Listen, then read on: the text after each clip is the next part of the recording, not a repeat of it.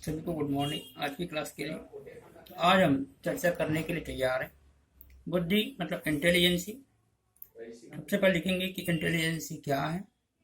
तो एक बहुत बड़े विद्वान है बकिंगम। बकिंगम कहते हैं कि सीखने की शक्ति ही बुद्धि है। सीखने की शक्ति ही बुद्धि है। ये बकिंगम के विचार हैं और बहुत बड़े ये विचारक हैं, मनोवैज्ञानिक हैं। यहीं पर एक विद्वान आते हैं गाल्टन महोदय, और वो कहते हैं कि बुद्धि पहचानने तथा सीखने की शक्ति है। गाल्टन महोदय कहते हैं कि बुद्धि पहचानने तथा सीखने की शक्ति है। यहीं पर एक और बहुत बड़े विद्वान आते हैं, मनोवैज्ञानिक हैं, रायबर्न्स, और वो कहते हैं कि बुद्धि वह शक्ति है जो समस्याओं का समाधान करने और उद्देश्यों को प्राप्त करने की क्षमता देती है। बुद्धि वह शक्ति है जो समस्याओं का समाधान करने और उद्देश्यों को प्राप्त करने की क्षमता देती है। यहीं पर एक और विद्वान आते हैं, टर्मन महोदय। वो कहते हैं कि बुद्धि अमूर्त विचारों के बारे में सोचने की योग्यता है। बुद्धि अमूर्त विचारों के बारे में सोचने की योग्यता है। एब्स्ट्रैक्ट जो थिंकिंग हमारी है उसके बारे में कहना चाहते हैं।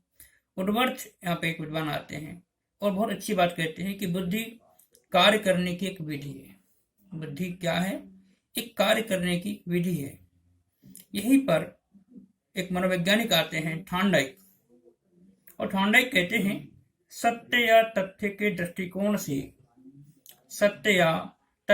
दृष्टिकोण से उत्तम प्रतिक्रियाओं की शक्ति ही बुद्धि है।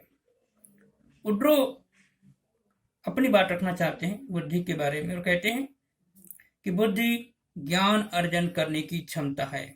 बुद्धि ज्ञान अर्जन करने की क्षमता है। यहाँ पर बीने महोदय आते हैं और बीने कहते हैं कि बुद्धि इन 4 बातों में निहित है। नंबर 1 नॉलेज मतलब ज्ञान, आविष्कार इनोवेशन, निर्देश इंस्ट्रक्शन, आलोचना रिव्यू। तो जहां पर ज्ञान, आविष्कार, निर्देश और आलोचना है वहां पर बुद्धि शब्द परिभाषित होगी। प्रोफेसर मन कहते हैं कि नहीं, नवीन परिस्थितियों को झेलने की मस्तिष्क की नमनीयता ही बुद्धि है। बर्ड जैसे विद्वान आते हैं, वो कहते हैं कि बुद्धि अच्छी तरह निर्णय करने, समझने एवं तर्क करने की योग्यता है। बुद्धि अच्छी तरह निर्णय करने, समझने एवं तर्क करने की योग्यता है। स्टनबर्ग आते हैं, वो कहते हैं कि नहीं, ऐसी बात नहीं, एक और बात जोड़ते हैं वो, बुद्धि आलोचनात्मक ढंग से सोचने की प्रक्रिया है। वेसलर महोदय आते हैं, 1939 में आते हैं और कहते हैं बुद्धि एक समुच्चय या सार्वजनिक क्षमता है जिसके सहारे व्यक्ति उद्देश्यपूर्ण क्रिया करता है, विवेकशील चिंतन करता है तथा वातावरण के साथ प्रभावकारी ढंग से समायोजन करता है। हम बुद्धि की विशेषताओं को जानने का प्रयास करेंगे। बुद्धि वंशानुक्रम व वातावरण का प्रभाव है। बुद्धि अंतर करने की क्षमता विकसित करती है। बुद्धि व्यक्ति की जन्मजात शक्ति है। बुद्धि अमूर्त चिंतनों की योग्यता प्रदान करती है। बुद्धि सीखने में सहायक होती है। बुद्धि लिंग भेद का प्रभाव नहीं करती है। बुद्धि अनुभव से लाभ उठाने की क्षमता है। बुद्धि जटिल समस्याओं का समाधान की है।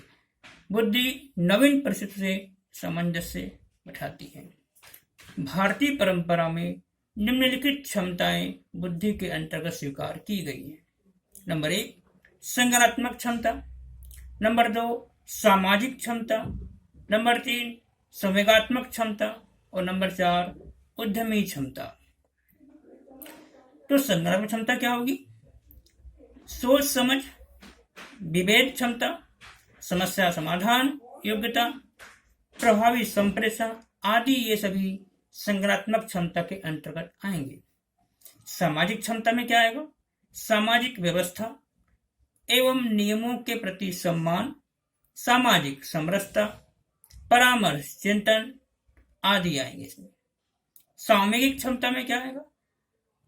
संवेग, परिपक्वता एवं नियंत्रण, आत्ममूल्यांकन, शिष्टता, अच्छा आचरण आदि। अब उद्यमी क्षमता में क्या आएगा? प्रतिबद्धता, कठिन परिश्रम, धैर्य, लक्ष्य निर्धारित व्यवहार आदि। हम बुद्धि के प्रकार को लिखने का प्रयास करेंगे। बुद्धि के प्रकार को लिखेंगे। थॉर्नडाइक व गैरेट ने बुद्धि के 3 प्रकार बताए हैं। मूर्त बुद्धि, इसी को हम गामक बुद्धि कहते हैं, इसी को हम यांत्रिक बुद्धि कहते हैं, इसी को हम गत्यात्मक बुद्धि कहते हैं। दूसरी है अमूर्त बुद्धि, अमूर्त बुद्धि, और तीसरी बुद्धि है सामाजिक बुद्धि। तो देखते हैं मूर्त बुद्धि किसे बोलेंगे। मूर्त बुद्धि आ जाए, गामक बुद्धि आ जाए, यांत्रिक बुद्धि आ जाए, गत्यात्मक बुद्धि आ जाए, तो इस बुद्धि का संबंध यंत्रों, मशीनों व भौतिक वस्तुओं से होता है। इसमें व्यक्ति सामने रखी वस्तुओं को देखकर कार्य करता है। इस बुद्धि के व्यक्ति अच्छे कारीगर, मैकेनिक, नृत्यकार, वादक, संगीतज्ञ, औद्योगिक कार्यकर्ता बनने की योग्यता रखते हैं। अमूर्त बुद्धि वाले, इसका संबंध ज्ञानोपार्जन, पुस्तकीय ज्ञान प्राप्त करने से होता है। यह विचारों, भावनाओं से संबंधित होती है। इसमें भावनाओं की प्रधानता होती है जो हमें दिखाई नहीं देती है। इस बुद्धि का कार्य सूक्ष्म व अमूर्त प्रश्नों को चिंतन व मनन के माध्यम से हल करती है। इस बुद्धि के व्यक्ति डॉक्टर, लेखक, शिक्षक, गणितज्ञ, वैज्ञानिक, कवि, साहित्यकार, चित्रकार, दार्शनिक बनते हैं। सामाजिक बुद्धि, सामाजिक बुद्धि, इसका संबंध सामाजिक कार्य में होता है। इस बुद्धि के व्यक्ति अच्छे नेता होते हैं, अच्छे व्यवसायी, अच्छे कूटनीतिज्ञ, अच्छे समाज सेवक, अच्छे सामाजिक कार्यकर्ता आदि बनते हैं। तो ये हमने बुद्धि के प्रकार देखे। अब बुद्धि के सिद्धांत देख लेते हैं। बुद्धि का एक कारक सिद्धांत अल्फ्रेड बीने, जो कि फ्रांस के रहने वाले हैं, उन्होंने दिया है। द्विकारक सिद्धांत स्पीयरमैन ने दिया है। स्पीयरमैन ब्रिटेन के रहने वाले हैं। बुद्धि का त्रिकारक सिद्धांत, ये भी स्पीयरमैन ने दिया है, ब्रिटेन के रहने वाले हैं। द्विकारक और बुद्धि का त्रिकारक सिद्धांत स्पीयरमैन के द्वारा, ब्रिटेन के रहने वाले हैं। बहुकारक सिद्धांत थॉर्नडाइक, जो कि अमेरिका के रहने वाले हैं। समूहकारक सिद्धांत थ्रस्टन, जो कि अमेरिका के रहने वाले हैं। बुद्धि का प्रतिदर्श सिद्धांत थॉमसन, जो कि अमेरिका के रहने वाले हैं। बुद्धि का पदानुक्रम सिद्धांत सिरिल बर्ट व वर्नर, इन्होंने दिया। ब्लूम का सिद्धांत ब्लूम महोदय अमेरिका के रहने वाले हैं। बुद्धि का त्रिआयामी सिद्धांत गिलफोर्ड, जो कि अमेरिका के रहने वाले हैं। बुद्धि क तथा बुद्धि ख का सिद्धांत हैब ने दिया है।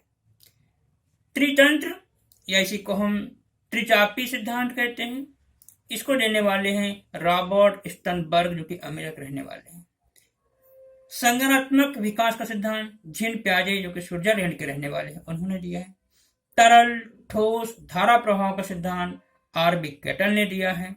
बहुबुद्धि सिद्धांत गार्डनर, जो कि अमेरिका के रहने वाले, उन्होंने दिया है। इस प्रकार से हमने बुद्धि का एक कारक सिद्धांत, द्विकारक सिद्धांत, त्रिकारक सिद्धांत, बहुकारक सिद्धांत, समूहकारक सिद्धांत, बुद्धि का प्रदर्शन सिद्धांत, बुद्धि का पदानुक्रम सिद्धांत, ब्लूम का सिद्धांत, बुद्धि का त्रिआयामी सिद्धांत, बुद्धि क तथा बुद्धि क का सिद्धांत, त्रितंत्र या त्रिचापी सिद्धांत, संज्ञानात्मक विकास का सिद्धांत, तरल, ठोस या धारा प्रभाव का सिद्धांत, बहुबुद्धि का सिद्धांत हमने यहाँ पर देखा। उम्मीद है आप सभी को ये सिद्धांत, ये बुद्धि का जो चैप्टर है, काफी काम आएगा, आपकी एग्जामों में लाभ करेगा, और आगे की हम जो भी गतिविधियां होंगी उनको आगे के चैप्टर में लिखेंगे। आप सभी का धन्यवाद, शुभकामनाएं।